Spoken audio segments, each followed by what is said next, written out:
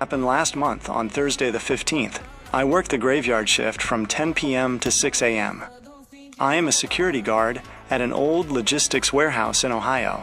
It is usually dead silent here. The only noise is the heavy hum of the industrial ventilation fans. Around 2:15 a.m. exhaustion was hitting me hard. I cracked open a can of Monster Energy and took a huge sip. I stared blankly at the CCTV monitors. That is when something caught my eye on camera 4.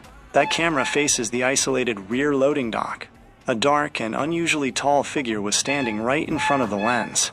I figured it was just a trespasser or a local homeless guy looking for shelter. I followed protocol. I grabbed my heavy Maglite flashlight from my duty belt. I checked my walkie-talkie. Then I headed down to the dock. When I got there, the air felt freezing cold. I could literally see my own breath. I swept the flashlight across the entire dock area. I checked behind every shipping container. Nothing. The place was completely empty.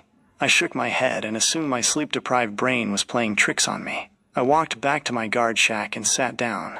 I decided to rewind the footage by 2 minutes, just to calm my nerves.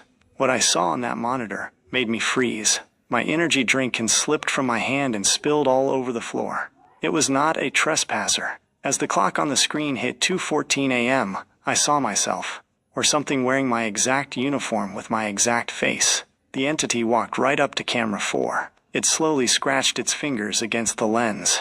Then it smiled a distorted and unnatural grin directly into the camera. But the most terrifying part was in the background of the footage.